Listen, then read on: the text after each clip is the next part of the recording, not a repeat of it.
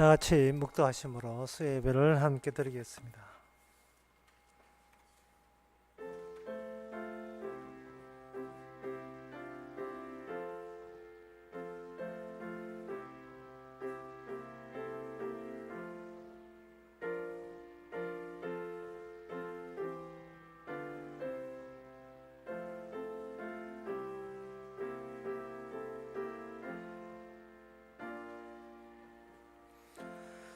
주의 손이 나를 만들고 세우셨사오니 나로 깨닫게 하사 주의 성명을 배우게 하소서.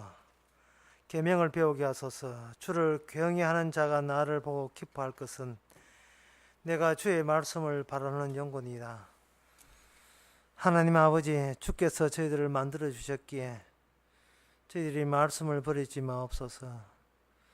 만들어 놨는데 말씀에 외면할 때에 저희들은 곧 하나님을 버리는 것이 되는을 저희들이 명심하게 하여 주시옵소서. 예수님의 이름으로 기도옵나이다. 아멘. 찬송가 190장 합시다.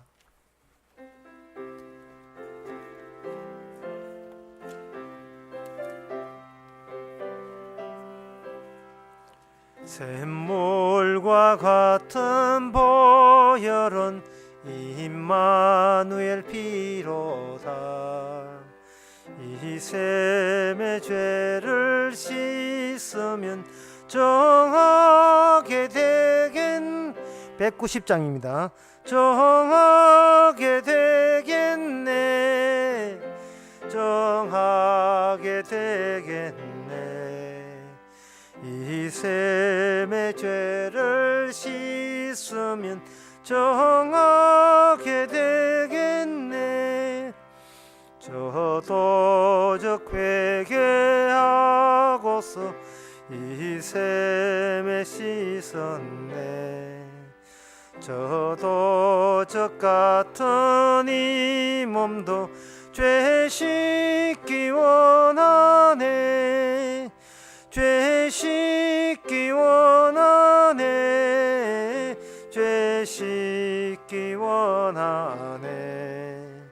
저도 저 같은 이 몸도 죄 씻기 원하네. 속함을 얻은 백성은 영생을 얻겠네. 샘 쏟듯 하는 피권세 한없이 또다. 한없이 또다. 한없이 또다. 샘솟듯 하는 피권세 한없이 또다. 날 정케 하신 피 보니 그 사랑 한없네. 살 동안 받는 사랑을 늘 찬송하겠네. 늘 찬송하겠네. 늘 찬송하겠네. 살 동안 받는 사랑을 늘 찬송하겠네. 이후에 천국 올라가 더 좋은 노래로 날 구속하신 은혜를 늘 찬송하겠네. 늘 찬송하겠네. 늘 찬송하겠네. 날 구속하신 은혜를 늘 찬송하겠네. 아멘. 이 시간 우리 한 마음으로 기도합시다. 하나님의 가치라 하는 것은 우리의 생명보다도 더 고귀한 것인데 우리는 하나님의 가치를 우리 생존에 연연하다 보니 주의 가치를 우리의 목숨보다 덜하게 더 시시하게 모독하면서 하루하루 살아가고 있습니다. 우리의 목숨보다도 주님이 더 중요한 사실을, 어떤 것과 바꿀 수 없다는 사실을 다시 한번 깨닫게 되고자 다 같이 기도합시다.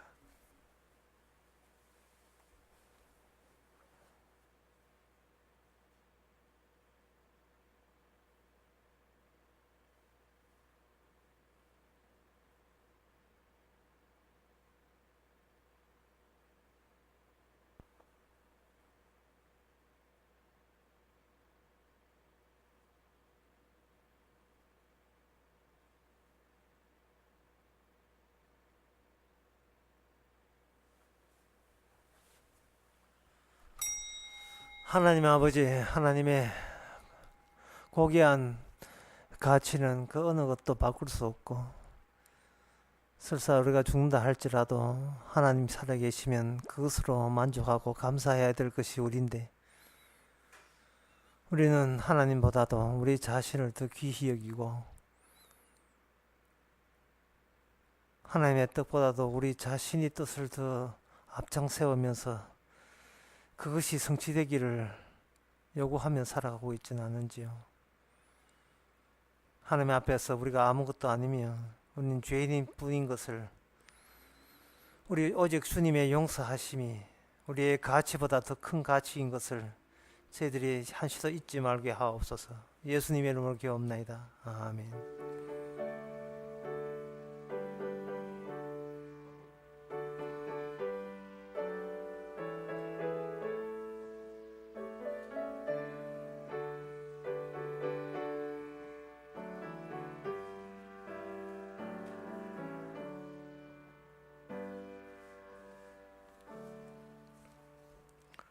시간 광고 있으니까 쓰면,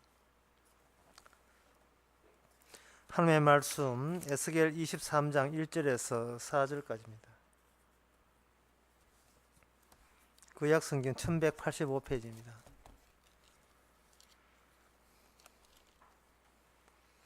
여호와의 말씀이 또 내게 임하여 가라사대, 인자야, 두 여인이 있었으니 한 어미의 딸이라. 그들이 애굽에서 행음하되 어렸을 때에 행음하여 그들의 유방이 눌리며 그 처녀의 가슴이 어루만지 바 되었었나니 그 이름이 형은 오홀라요, 아우는 오홀리바라.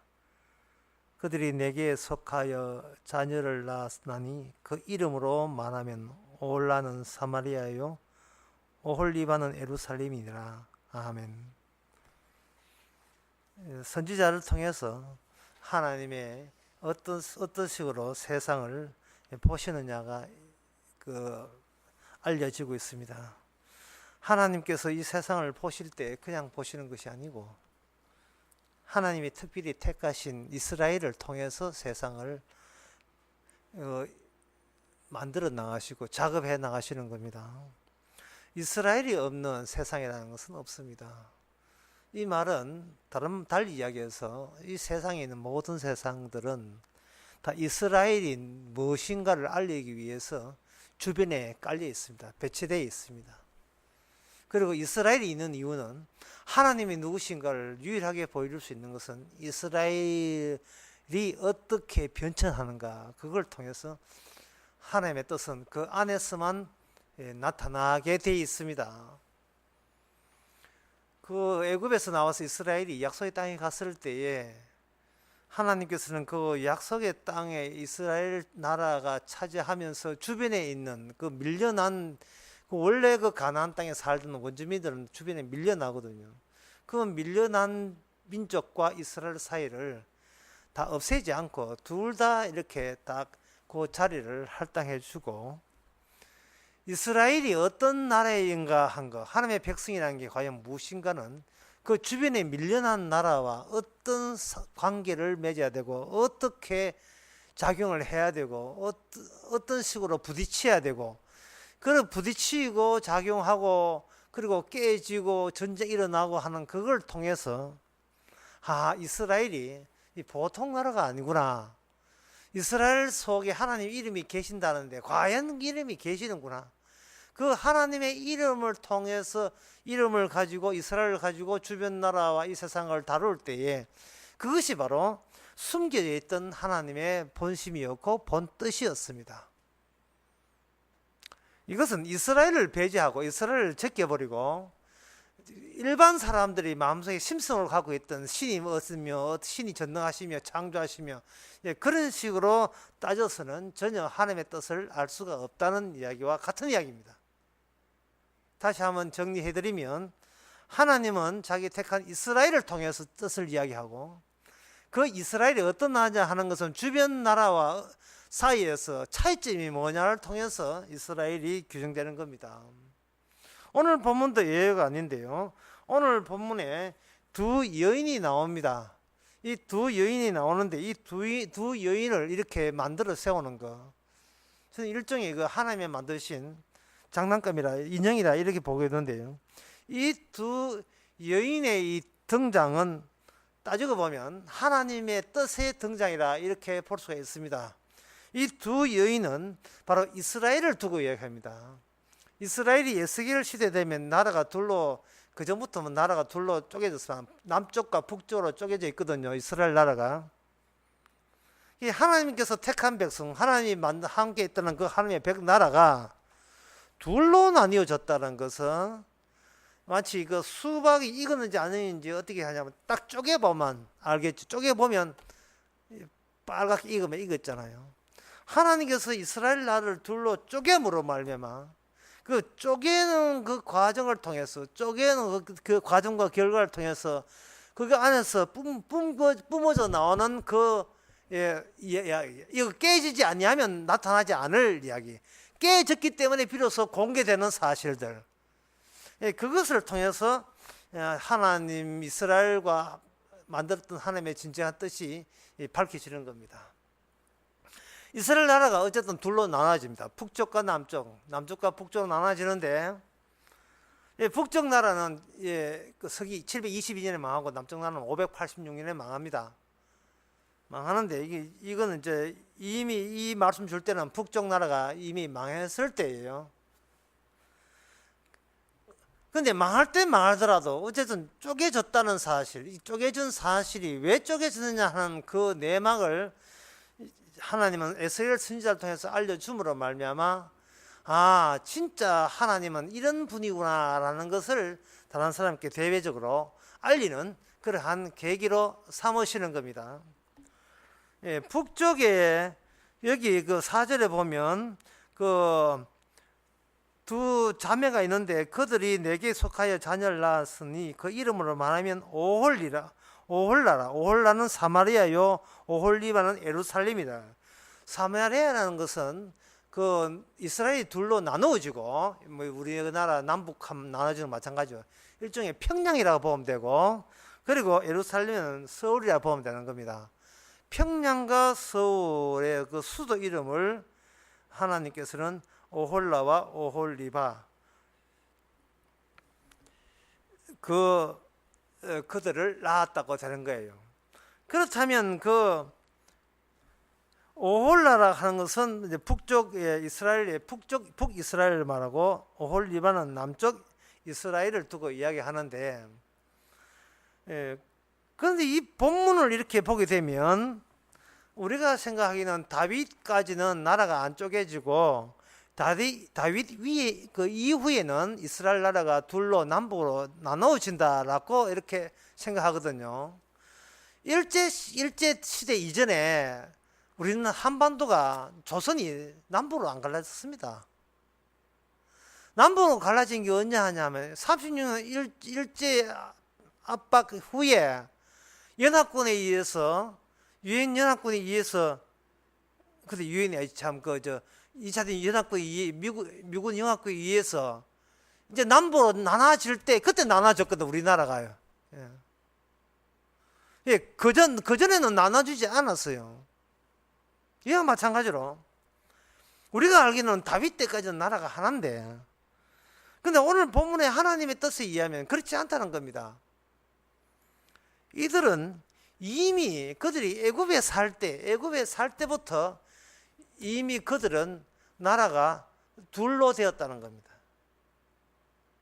그러니까 출애굽하고는 안 맞다고 생각될 건데, 우리가 그렇게 하나님 그렇게 나오시는 이유가 전에도 이야기했지만 미래가 과거를 잠식하는 식으로 해석이 돼야 되거든요. 예, 나중에 나오는 것들이 사실은 앞에 숨어 있는 것들인데, 숨어 있는 내용인데, 숨어 있는 내용들이 세월이 지나고 시간이 지나고 사건 사태를 만나면서 숨어 있는 것들이 이제 드디어 드러나게 되면, 실체가 드러나게 되면 그게 이제 본질이, 그 정답이 나오는 거예요. 오늘 본문대로 하면 한 두 여인이 있는데 한 어미의 딸이라 해서, 여기서 어미란 뭐 이렇게 쉽게 가겠습니다. 그 어미란 애굽을 두고 이야기하는 겁니다. 애굽에 두고 있고 그 애굽에는 두 딸이 있었다는 겁니다. 두 딸. 그 애굽에 있을 때부터 이스라엘은 이미 여기에 행음했다니까. 이거는 창녀죠. 근데 애굽 땅에서 이미 이스라엘 히브리인들은 창녀짓을 했다는 겁니다.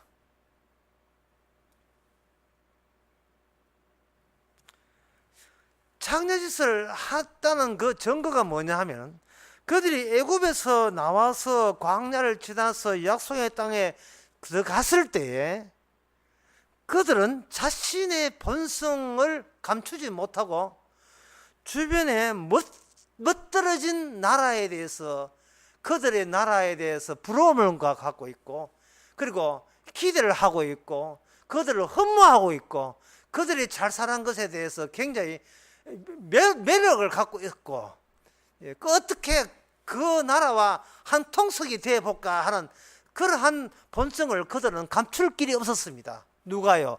이스라엘이. 나중에 나라가 둘로 나누어져도 나중에 나눠져도 그 안 나누어지기 전부터 이미 그러한 창녀의 본성은 이미 있다는 겁니다. 하나님께서 어떤 나라를 볼 때 이게 창녀로 또는 그 창기로 이렇게 묘사한다는 것, 표현한다는 것. 이것은 이스라엘 하나님의 백성이거든요. 하나님과 이스라엘 사이의 그 관계를 설명하기 위해서 아주 적절하다고 생각되었기 때문에 창녀, 음란한 여인, 이런 식으로 표현을 했다 이 말이죠. 그게 적절하기 때문에 그런 거예요. 우리가 이 본문을 보게 되면, 참 하나님도 참 자기 백성 보고 참 나무라기는 되게 나무란다. 자기 그렇게 나라를 만들어 놓고서 그렇게 구원해 놓고 우상성교 말 안 들으니까 뭐 가차없이 이제 두 딸이 있는데 이 두 딸 창녀다 하고 뭐 자기 딸 보고 그렇게 평판을 나쁘게 그렇게 험한 소리를 했어야 되겠느냐. 이렇게 이제 우리 인간적으로 그렇게 생각되는데, 여기 이름이 뭐냐 하면은 오홀라, 또 남쪽 이름은 오홀리바예요. 이건 뭐냐 하면은 쉽게 말해서 이거는 천막의 여인들, 천막의 여인들을 만드신 겁니다. 오홀라라는 뜻은 그녀 안에 있는 그녀의 천막, 그녀 안에 있는 그녀의 장막이라는 뜻이고, 오홀리바라 하는 것은 그녀 안에 있는 하나님의 장막, 나의 장막, 하나님의 천막, 이게 오홀리바예요. 그러니까 이 오홀리바 보고 너는 엄녀다 창녀다 할 때에 우리가 생각하기에는, 아이고 참 누구 하나 참 하나님한테 꾸지람 참 흠뻑 듣는구먼 라고 이렇게 생각하는데, 실제는 이것은 하나님의 그림자예요. 하나님 보고 욕하는 거와 마찬가지로 되는 거예요. 왜? 자신이 그 백성을 만들었으니까.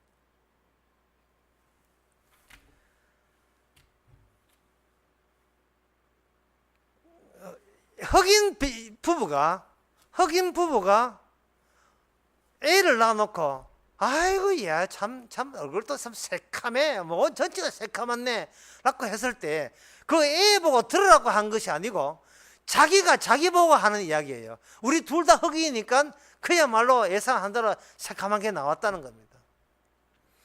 오홀라, 오홀리바 둘 창녀 이름이에요.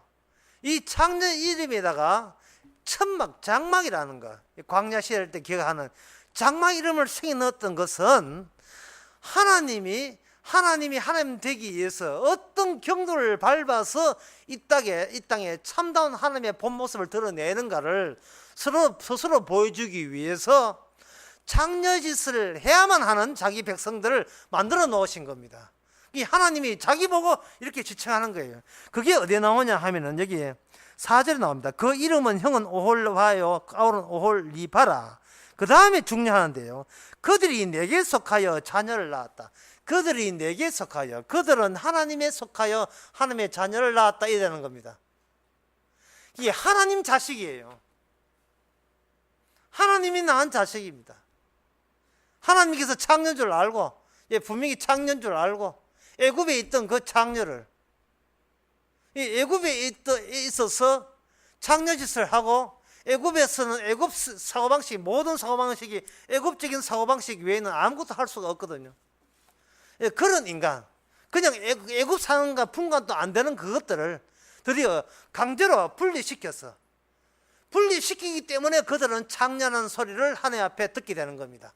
분리되지 아니하면, 내놓은 자식 같으면, 지옥 갈 자식 같으면 이런 창녀 소리도 하지도 않아요.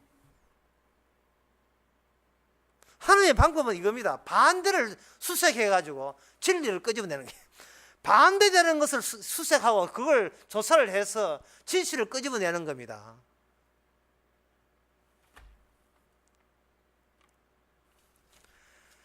어떻게 그들을 사랑할까가 아니라 어떻게 하면 그들을 버릴 수 있는가, 어떻게 하면 내칠 수 있는가, 사정없이 사정없이 버려야 되는데, 남의 것을 버리는 것이 아니고 하나님이 자기가 만든 자기 것을 내 버림으로 말미암아 그 버려진 그 사건, 버려진 현장에서 비로소 하나님이 원하시는 자녀는, 자식은 거기서 새롭게 조성되는 겁니다.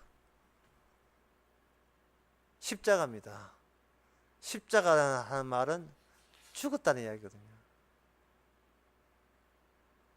어떤 분이 산에 가서 설교하는데 그 소리 듣고 한 3년 뒤에 어떤 사람이 외국에 갔다가 돌아오니까, 3년 뒤에 가보니까 그 산에 가서 설교하신 분 어떻게 됐지? 그 사람 죽었어. 어이구, 죽었어. 그럼 없네. 없어. 십자가는 그런 거예요. 십자가 달린 분이 아무리 이 땅에서 좋은 일을 해도 십자가 달렸다는 말은 없어졌다는 말입니다. 없어진 거예요. 지금도 없어진 거예요. 성경은 단서를 답니다. 부활의 영을 받은 사람, 예수님 부활을 본 사람만 진짜 십자가를, 그 없어짐의 의미를 안다는 겁니다. 그래서 성령을 받지 않으면 아무도 구원 못 받아요. 육으로 난 것은 육이고 영으로 난 것은 영이니, 네가 성령으로 거듭나지 않으면 하늘나라 갈 수가 없습니다. 볼 수가 없습니다. 왜 그렇게 하느냐? 예수님은 죽어 없어진 분이기 때문에요. 산 사람이 예수를 믿으려고 따라가는데 예수님 먼저 죽어서 사라져 버렸는데요. 지는 살아있고 자기를 따르는 스승님은 죽어 사라져 버리고, 무슨 수로 믿고 무슨 수로 따라갑니까? 못 따라갑니다. 바로 그 방식이 십자가 방식이에요. 아무리 천국 가고, 야, 저분은 천국에서 오신 분이야, 내가 죽기까지 십자가에서 따라가야지, 백날 십자가 따라가도 그분은 나중에 얼마 가다 보면 사라져 버렸어요. 어느 누구도 예수님 따라가서 구원 받을 사람 아무도 없습니다. 부활하신 주님이 영이 그에게 임해야 비로소 이미 따라가고 자식을 할 것도 없이 이미 한 식구입니다. 한 천국의 식구예요. 하나님의 뜻은 반대쪽에서, 반대쪽에서 버림받지 아니하면 구원될 수가 없습니다. 하나님이 스스로 하나님의 아들을 버렸어요. 십자가에서 아버지 어쩐 나를 버리시나이까. 지금 하나님의 이스라엘 백성들은 버림받지 아니하면 이스라엘 백성이 될 수 없습니다. 버릴 때 이유가 있어야 돼요. 창렬한 이유 때문에. 창렬한 이유 때문에 뭐가 중간에서 네가 나쁜 짓 했단 말이 아니고 애초부터 창녀였어요. 창녀니까 창조의 성깔과 창조의 성질, 창녀짓 하는 그 본성 절대로 잃어버리면 안 돼요. 끝까지 그들은 창녀짓을 그걸 발휘하도록, 발산하도록 하나님께서는 애굽과 아수르와 바벨론과 이스라엘 주변에 있는 이스라엘 나라가 있다면 그 근처에 숱한 나라, 여기 대표적인 것이 이제 아수르와 바벨론이지만 그 전에 모압, 암몬, 블레셋, 아람 많은 나라들을 그에 배치해서 애굽에 있었던 창조의 본성을 유감없이 발휘하도록 그렇게 조치하시고, 결정적인 것은 북쪽 이스라엘은 아수르를 의지하다가 722년에 망했고 기원전, 남쪽 예루살렘은 바벨론과 한통속 됐다가 BC 586년에 망합니다.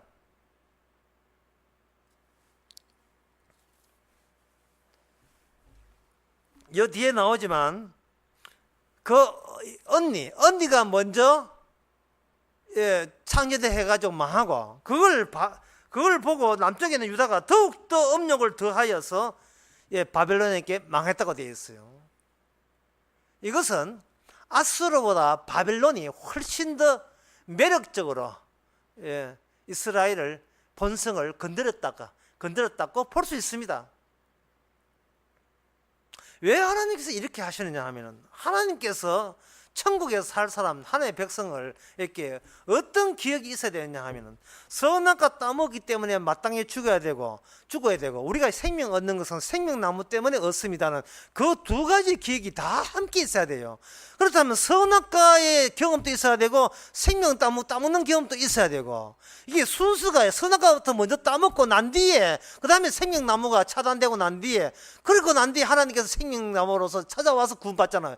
그러면 그 과정을 이 택한 백성을 통해서 그대로 거기다가 도배를 해야 되는 겁니다.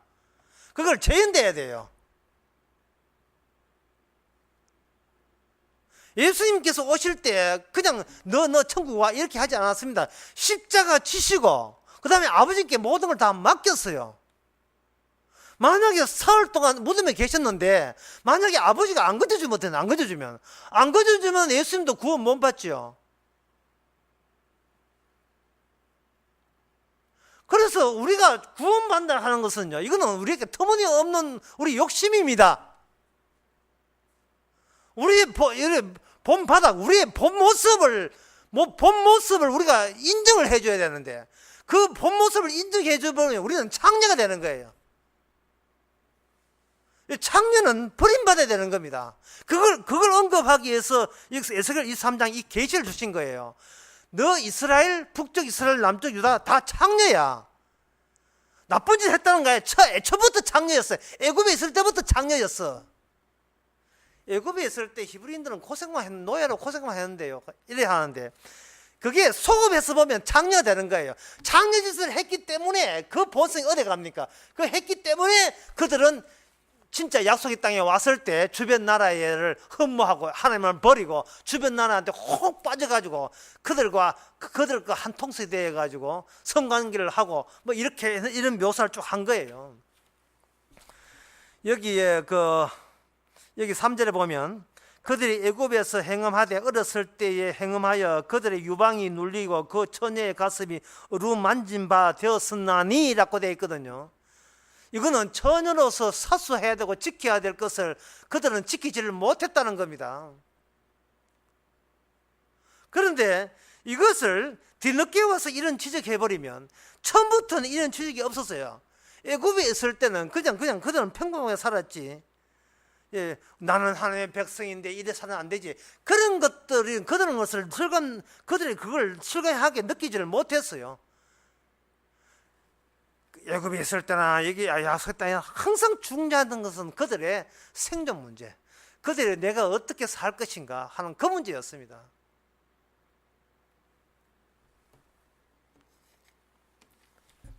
이걸 다른 말로 하면 이렇습니다.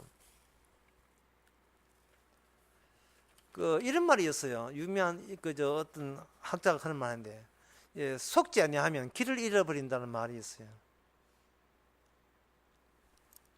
속지 아니하면 길을 잃어버린다. 똑똑한 척 하다가는 오히려 길이 어떤 것이 진리 길인지 알지 못한다. 그러면 그 말은 어떻게 하면 속아라. 속을 때 비로소 왜 우리가 속임에 넘어갈 수밖에 없는 본성이 이미 내 안에 장착되어 있다는 사실을 아는 겁니다. 우리가 사기를 당할 때 사기꾼들 욕을 얼마나 합니까? 순진한 꽃이 가지고 사기쳤다고. 근데 사기를 당하는 그 순간 본인도 미처 몰랐던, 본인이 사실은 사기 당할 만한 그러한 만반의 마음 준비가, 어리숙한 마음 준비가 돼 있다는 것이 사기를 당해볼 때 발각될 수가 있는 겁니다. 진리를 하는 것은 이렇습니다. 항상 우리가 진리를 안다고 하지만 정작 우리는 진리 말고 가짜가 왔을 때는 거기에 혹하고 거기에 넘어가게 되어 있는 그런 본성으로 우리는 하루하루 일생을 살아가고 있습니다. 예수를 믿어요. 우리는 교회 목사한테 사기를 당해봐야 내가 가짜 예수를 믿었구나, 그때서 아는 거예요. 그때서. 가짜 목사한테 사기를 당하지 말고 목사들한테 사기를 당해. 목사 쪽 가짜 아닌 사람 없기 때문에 목사한테 사기를 당해봐야 내가 결국 하나님을 사랑한 것이 아니고 오직 나는 나만 사랑했다는 것을, 나를 위하고 나의 그 축복을 언급했던 그 목사한테 짝짝이 됐다는 것 자체가, 이게 바로 없는 일, 이게 바로 창녀의 본성을 유감없이 발휘된 겁니다.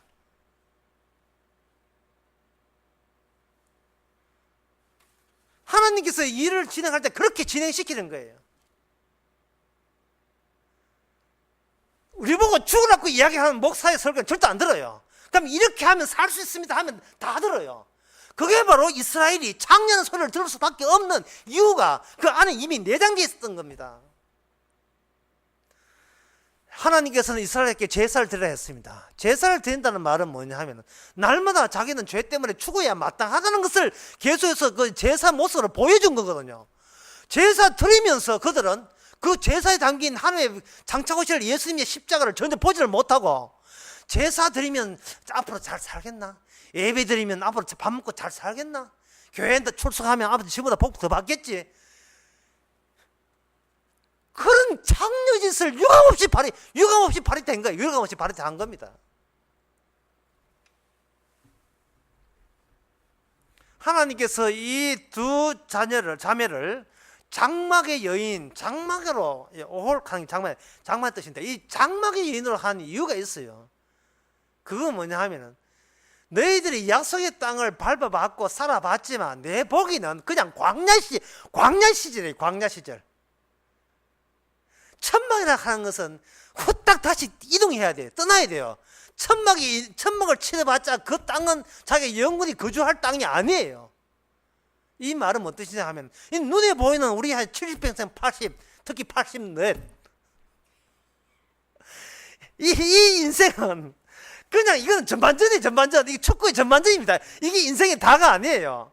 히브리서 11장에 보면 아브라함과 이삭과 야곱이, 그들이 태어나자마자 처음 간 게 아닙니다. 그들은 무슨 생활을 해야 되냐 하면 이 땅에서 나그네 생활을 하고 난 뒤에 본향은 이 땅에 있는 거, 눈에 보이는 이 꽃이 아니구나 알고, 그래서 처음 갔거든요. 그러면 이 땅에 살면서 이 땅에 사는 것은 헛성생활을 하는 것이 아니고 하나님의 준비한 영원한 본향과 영원한 백성의 자리는 이곳이 아님을 혹독하게 아는 경험과 체험을, 믿음의 체험을 하는 기회로서 인생을 살아왔던 것입니다. 그러니까 그게 뭐냐? 광야예요. 그게 나그네예요. 그게 바로 천막이에요. 장막입니다. 오늘 우리 이름 다 바꿔야 돼요. 최장막, 이천막, 박천막, 우천막, 이름 다 바꿔야 돼요. 오홀리바, 오홀리바 다 바꿔야 됩니다. 눈만 뜨면 주변에 잘 묵고 잘 사는 나라, 미국 같은 나라, 호주, 그리고 그런 선진국, 그들의 사치, 그들의 보석, 온통 드라마들이 전부 다 그런데, 재벌 3세, 2세, 공주, 전부 다 여기에 매달려가지고 어린 양이 죽는 제사, 십자가라는 것은 점점 더 외면하고 있습니다. 교회 와서 한번 보자는 그 교회 자체가 그게 바로 그 창녀촌입니다. 사창가예요. 사창가. 어떤 거물이면 사창이 완전 세 개, 네 개 사창, 교회 이름의 사창가가 완전 홍등가예요, 홍등가.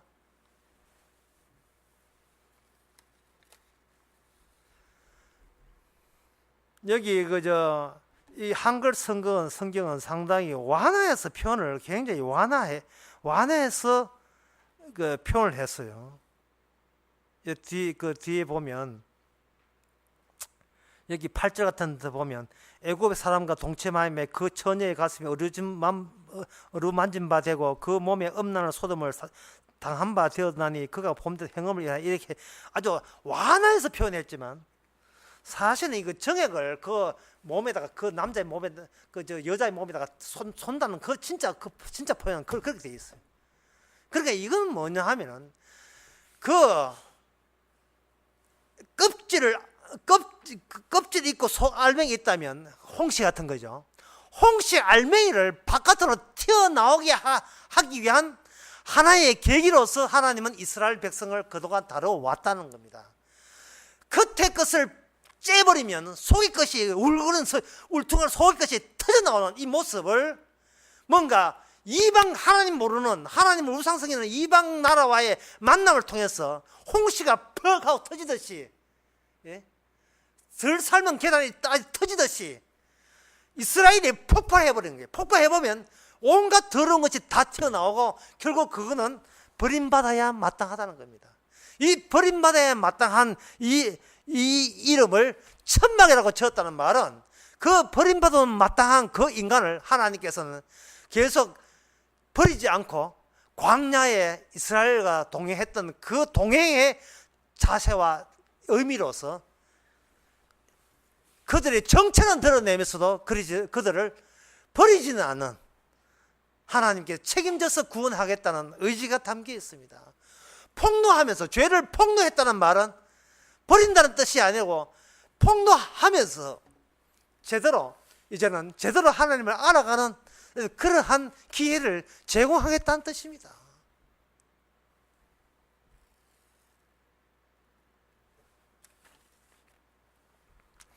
반대를 통해서 반대되는 것, 멋있어 보이는 게 아니고 아주 감추고 싶은 이런 것을 통해서 심판을 감행해서 심판이라는 것들을 심판하거든요.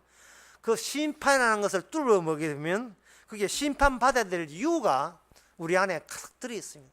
우리는 심판받을 것은 아주 그러는 외면해버리고 그냥 구원의 하나님 자비를 원합니다. 사랑을 원합니다. 뭐 축복을 원합니다 하고 있는데 우리는 주께서 방법은 우리의 숨겨놓은 뒷구멍을 드릴로 뚫어버리는 겁니다.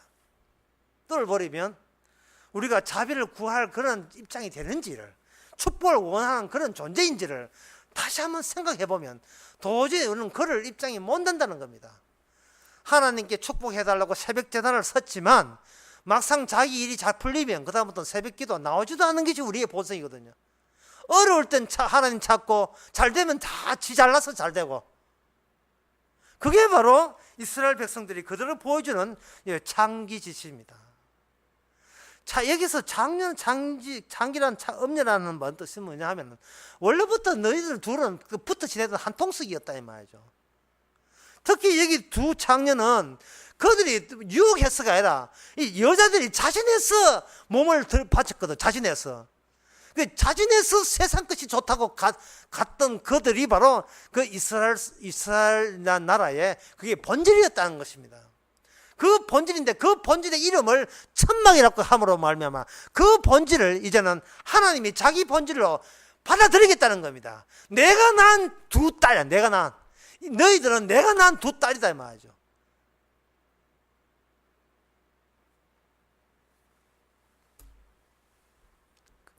그렇다면 끝으로 그러면 이름을 같이 짓지 왜 달리 짓는가?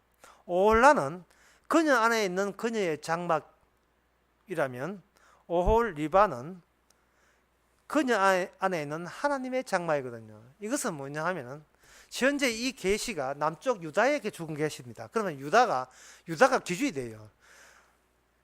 비록 더러운 엄녀 가운데 있는 하나님의 장막이 기준이 된다면 결국 하나님께서 마지막 때는 북쪽을 버리고 남쪽, 다윗 언약이 있는 남쪽을 살리는 방향으로 하나님의 백성이 이어진다는 겁니다. 그 계통이. 그렇다면 북쪽 오홀 뜻은 뭐냐? 오홀 리바는 아니다 이 말입니다. 그녀 안에 있는 하나님의 장막에서 배제됐다 이 말이죠. 그녀 안에 있는 하나님의 장막과는 차이가 난다. 그는 그녀 안에 있는 그녀의 장막, 엄녀 안에 있는 엄녀의 장막. 그저 지 혼자 살려고 지가 스스로 텐트 친 장막. 누가 텐트는 텐트인데 누가 그걸 데려갈 사람 없는 그러한 버려진 텐트. 지 본성 다 드러내면서 결국은 버림받는 본성. 그 역할을 하는 것이 북쪽 나라입니다. 북쪽 나라가 지옥 간다는 말이 아니에요. 이건 누굴 주체하는 말이 아니고 하나님이 일을 하시면 나타날 하나님의 두 속성과 본성을 두고 이렇게 가는 겁니다. 누구 나무라는 게 아니고 누구 책만 하는 것이 아니고 이스라엘은 하나님의 뜻이라 했잖아요. 설교 처음에 이스라엘은 하나님의 뜻이 전달되는 겁니다. 그러면 하나님 자신의 모습에 두 가지 모습이 있다 이 말이죠. 하나님께서 구원하고자 하는 그 천막은 아무리 세상이 악해도 엄연히 있다는 겁니다. 그것이 바로 예루살렘에 있다는 겁니다. 유다 나라가 북쪽 나라가 지옥 간다는 말이 아니고 남쪽 나라 예루살렘이 잘 되면 북쪽 나라도 결국 하나가 되어서 온 이스라엘이 구원받는다는 그러한 조짐이 스가랴에 나오고 다른 선지자 나오거든요. 그러니까 이건 뭐냐면 하나님의 그 뜻이 이스라엘에서 이스라엘 두 개 나눠주고 이제 남쪽으로 오고 남쪽에서 하나님과 낳은 자식이라면 예루살렘까지 이제 이어진 거예요. 하나의 점으로. 그 예루살렘에서 예수님이 거기서 죽고 난 뒤에 사흘 만에 부활하게 되면 그것이 바로 제대로 된 기쁜 소식으로 구원의 길이 열린다는 이야기를 이렇게 에스겔 23장을 통해서 미리 예언해 주고 있는 겁니다. 기도하겠습니다. 하나님의 아버지, 하나님의 뜻을 저희들이 알아사오니 저희들이 우리 자신의 구원보다 하나님의 뜻이 담길 수 있는 뜻에 의해서 움직이는 그러한 사람 되게 하여 주시옵소서. 예수님의 이름으로 기도합나이다. 아멘. 찬송가 233장 합시다.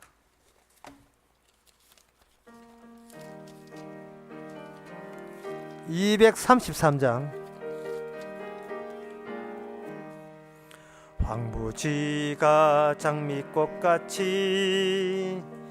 피는 것을 몰 때에 구속함에 노래 부르며 거룩한 길 다니리.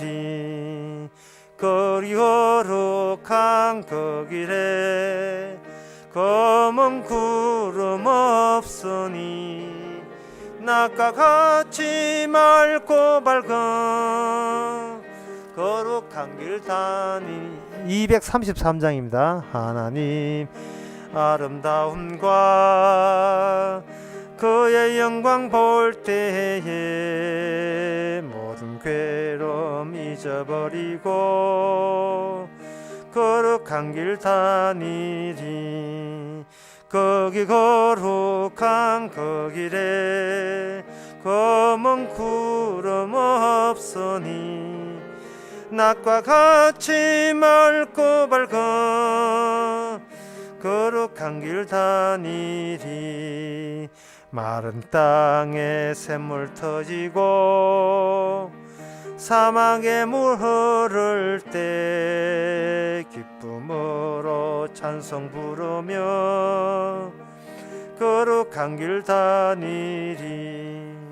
거기 거룩한 그 길에 검은 구름 없으니 낮과 같이 맑고 밝은 거룩한 길 다니리. 거기 약한 짐승 없으니 두려울 것 없겠네.